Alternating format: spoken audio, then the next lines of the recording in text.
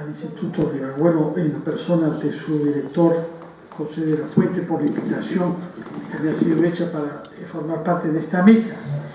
Que esta reunión tenga lugar acá tiene un simbolismo particular, porque todos sabemos que las relaciones entre Leguía y José de la Ribaigüero no fueron óptimas, por decir lo menos, y es una expresión de nuestra voluntad de unir inteligencias para comprender lo que vivimos y hacerlo de la manera más tolerante posible. Al fin y al cabo estamos celebrando en estos días a una persona como Nelson Mandela, que salió de la cárcel después de 27 años para construir una nación, haciendo que participen en ella quienes lo habían perseguido a él, ¿no?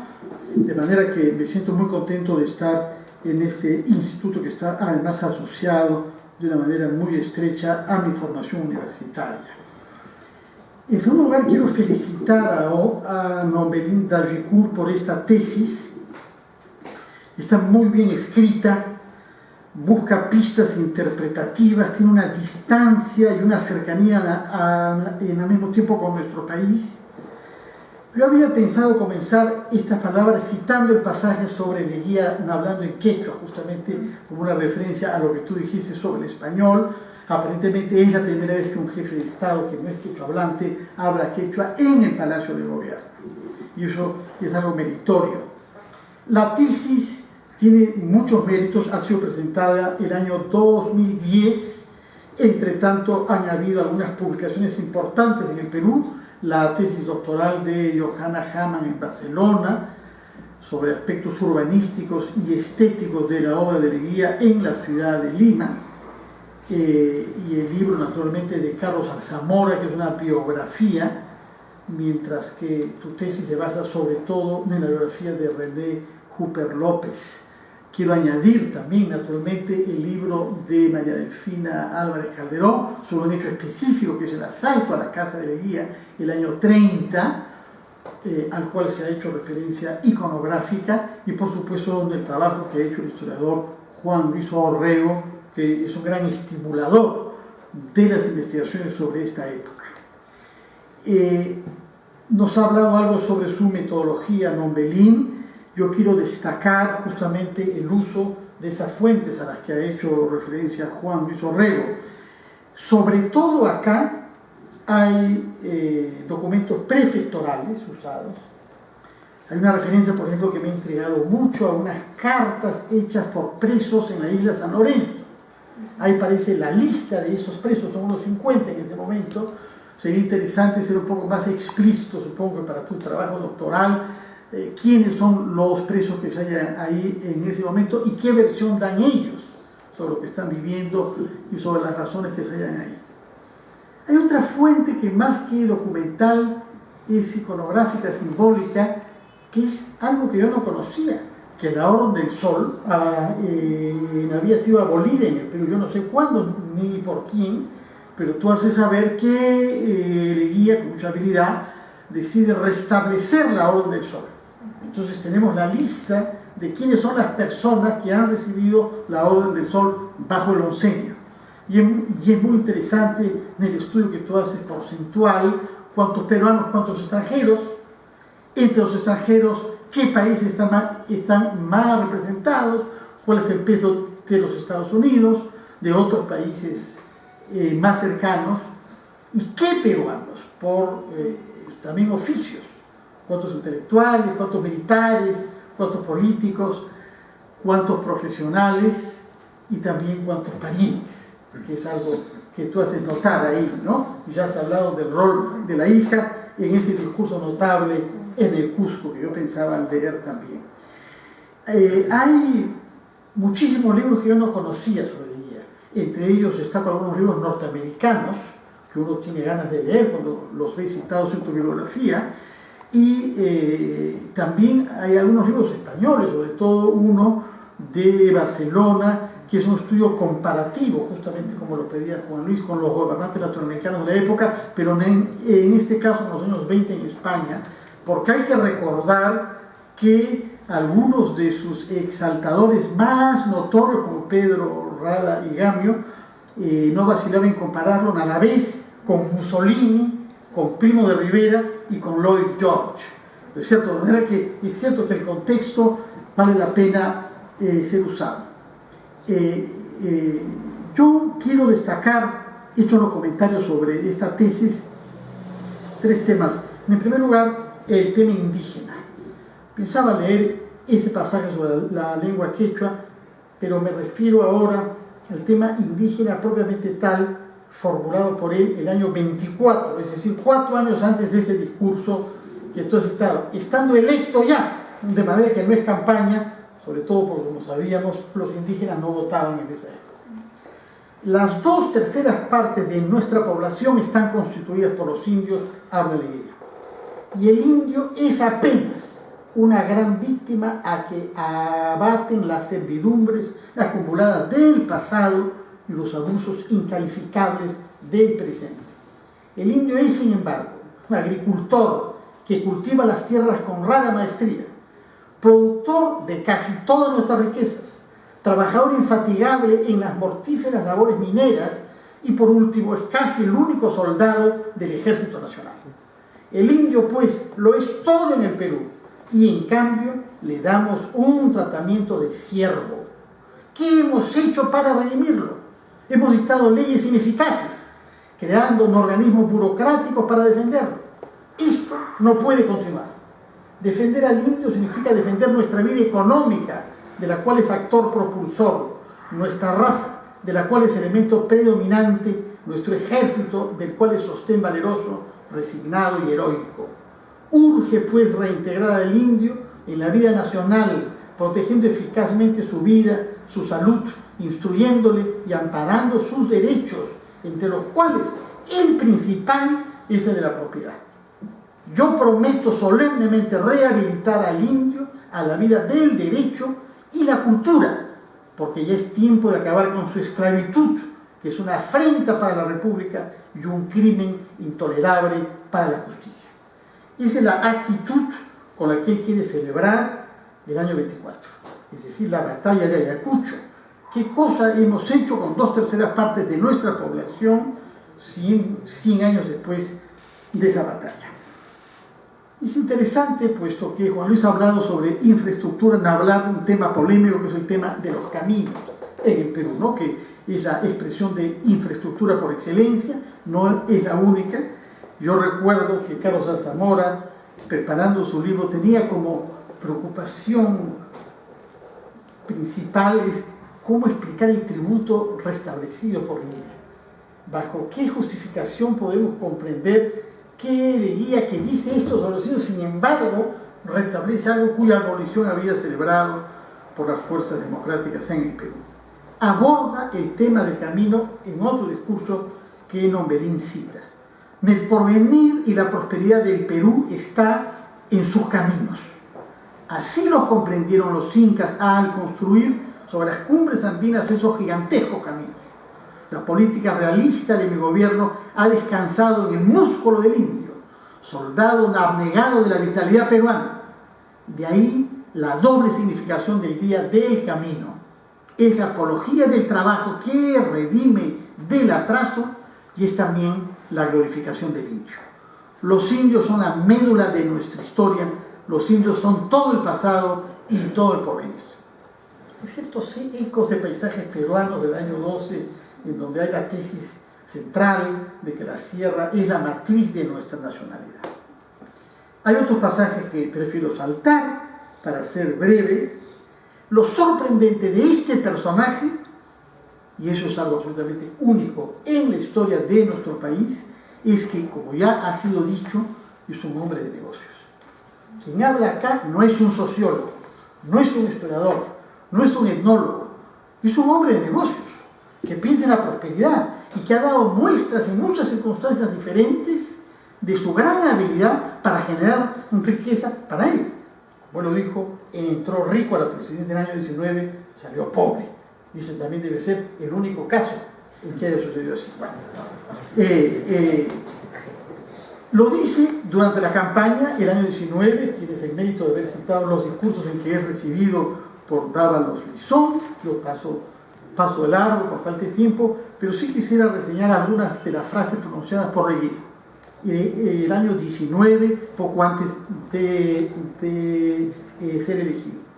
Es motivo de singular satisfacción para mí verme de nuevo en vuestro seno y sentir el calor del compañerismo que con tanta propiedad acaba de expresar el señor Dávalos, interpretando la afectuosa acogida que me brindan los distinguidos y prestigiosos elementos del alto comercio de Lima y Callao. Y notad que no hago diferencia alguna entre peruanos y extranjeros, porque en mi concepto, dentro de la colectividad comercial no caben diferencias de nacionalidad. Todos sin distinción son factores del engrandecimiento patrio. Debemos preocuparnos de asegurar nuestro porvenir comercial, por encumbrado que sea el rol que me toque desempeñar en la vida pública de mi país. Podéis estar seguros de que jamás olvidaré la halagadora circunstancia de haber salido de vuestras filas, y que será gran satisfacción mía, una vez cumplidos mis deberes de ciudadano y de patriota, volver a ellas. Señores, os invito a levantar vuestras copas para acompañarme a brindar por el progreso comercial de Perú y por la aventura y prosperidad personal de cada uno de vosotros. Salud. De manera que estamos ante un dirigente político que habla quechua con los indígenas y que habla de prosperidad con los empresarios, una especie de CADE de la época, podríamos imaginar. Me parece que en esta habilidad para relacionarse con lo más ancestral y con lo más moderno radica una de las virtudes, uno de los atractivos de este personaje, porque tú lo estudias desde Francia, y en realidad hay una buena parte que es antropología política, más que historia, es decir, cuáles son las condiciones por las que se elabora el mito, por las que se construye una imagen, por lo que hay un poder personalizado tan longevo, el más longevo en la historia de nuestro país. Esa pregunta me la hago yo. Ese señor sigue ejerciendo sobre mí, peruano, un atractivo. Hay un misterio en su persona que no logro discernir. Y efectivamente yo quisiera que hubieran muchas más fuentes, sobre todo fuentes epistolares, que casi no tenemos. Hace unos días vimos una pequeña carta que escribió desde Londres a Niza el año 18. Uno puede ver su bella caligrafía, su caballerosidad para ofrecer un préstamo a una dama, ¿no es cierto? Una señora Beltrán, de la época, el año 18, radicada ella en Niza, pero hay otras cartas de él. ¿A dónde fueron a dar? Fueron quemadas, sin duda, las que él tenía en su casa en el año 30, pero hay toda una parte del hombre, de su complejidad. Otro de los puntos que no conocemos, que no conozco, al menos yo, que no veo acá tampoco fuentes, es qué cosa es lo que exactamente hizo en Londres entre el año 13 y el año 18. Porque claro, se reincorpora después de haber sido presidente de la República en la su actividad privada, pero es la guerra mundial. Él ha vivido los 4 años de la guerra mundial desde Londres, que es uno de los países en donde se piensa el mundo y donde está pensando lo que sucede en los campos de batalla y cómo se diseña el panorama que viene después. No tenemos ninguna información sobre el guía testigo de la Primera Guerra Mundial desde Londres. Yo pienso en esta versatilidad de una persona consciente de que nuestro país tiene 2/3 partes de indio en ese momento, que no votan. Recuerdo que votaron por primera vez en el año 80, de manera que lejos de hacerlo en su época. Y una comprensión del mundo que se está gestando después de la Primera Guerra Mundial, lo que constituye de él en un personaje excepcional en nuestra historia. Esto se expresa, por ejemplo, en un detalle concreto que yo he leído en un libro que acaba de aparecer sobre radiofonía. Emitió la primera emisión radiofónica del Perú el año 25. No está excluido de que esa grabación exista todavía. Yo me he pedido buscarla. El año 25 es el primer discurso que se emite por radio cuando aparece la OAX, es la guía que habla sobre el tema fronterizo, por razón de más para oír. ¿Quién de nosotros conoce su voz? ¿Alguien le recuerda su voz? No sabemos, hay muy pocas referencias. Es un tema interesante. En Francia se ha estudiado mucho el hecho de que prácticamente nadie había visto a De Gaulle antes del año 44. Solo era una voz. Todas las semanas se emitía desde Londres, por Radio Londres.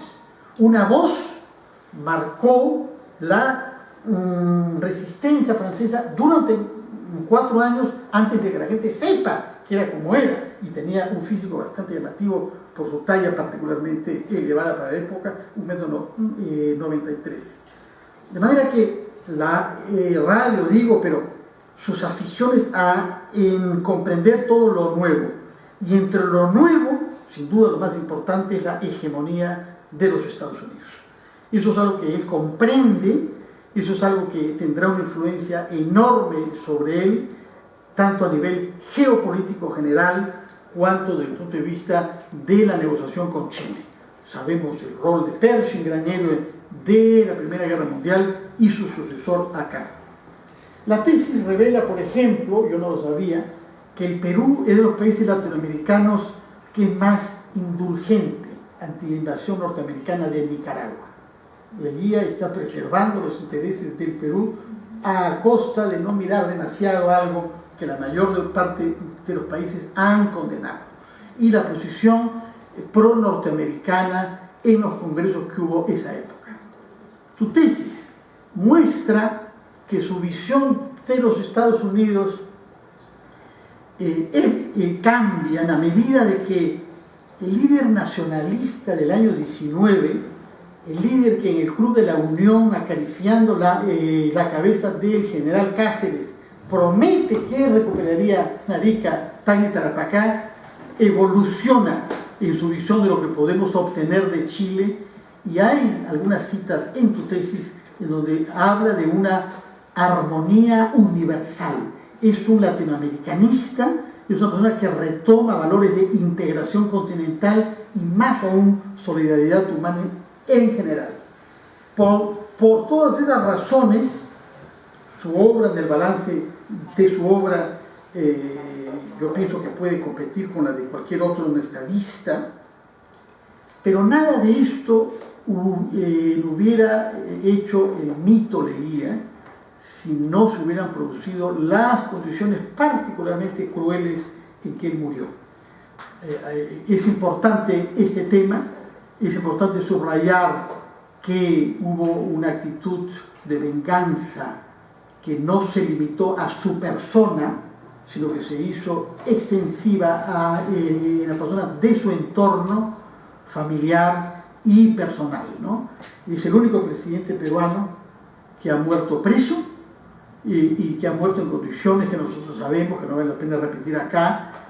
Es para mí el descubrimiento de eso. ¿Por qué? ¿Por qué no lo hemos estudiado en el colegio? ¿Qué cosa sucedió? Y la paradoja de que finalmente en aquellos que lo derrocan, aquellos que lo combatieron, aquellos que él combatió, habían sido sus aliados políticos. Leguía no viene de un partido extremista, al revés, concibe su modelo de patria nueva a la vez contra el orden viejo y contra el comunismo. La tesis está claramente formulada por él y más desarrollada por Mariano H. Cornejo, al que Leguía llaman el filósofo de nuestro régimen. Hay una visión clara de que hay una opción de centro que tiene dos enemigos, el orden viejo y el comunismo, un anarquismo, que no están claramente diferenciados todavía. De manera que es una paradoja que la mayor venganza, la mayor crueldad de nuestra historia política haya sido ejercida no contra un extremista venida de fuera, sino un hombre que venía del mismo, digamos, de las mismas corrientes políticas de las cuales él se escinde naturalmente, ¿no? Todo esto hace de él en un personaje extraordinario. Yo estoy de acuerdo con Juan Luis cuando dice que el libro de Flores Galindo y de Burga plantea una curiosidad. Ellos no van hasta el final de lo que han hallado, pero sí, en mi generación, influyó para comprender quién es este personaje. Yo tenía 24 años cuando Aya de la Torre dio la entrevista famosa, donde él decía, como se ha recordado, que Leguía, y eso vale tanto más que Aya de la Torre fue deportado también por Leguía, o sea, es una víctima política de él. Que lo haya reconocido 40 años después tiene un valor especial. Un último matiz: la Iglesia sí, sabemos que en el cardenal debió ser discreta y diplomáticamente retirado de Lima cuando cayó Leguía por sus implicaciones exageradas con el régimen. Sin embargo, y además conocemos incidentes, consagración del país al corazón de Jesús, etc., nunca renegó su identidad masónica. Asumió su identidad masónica y recibió en Palacio de Gobierno a líderes de la masonería peruana, lo cual en la época, ahora ya no, pero en la época tenían un valor de independencia crítica que es de estimar también. La razón que él dio me impresiona. Yo entré a la masonería cuando no se podía hablar con nadie bajo la ocupación chilena. Solo en las logias masónicas podíamos hablar en confianza contra el ocupante. No será ahora, 40 años después, que yo reniegue de ellos. Es decir, que la justificación que él da es una lealtad juvenil en el contexto de la ocupación chilena de Lima. Ese es un tema que también merecería ser investigado con más profundidad. Desde qué punto de vista la masonería influye en qué y qué fuentes quedan, porque es posible que hayan archivos específicos sobre eso que creo que no han sido destruidos. Muchas gracias.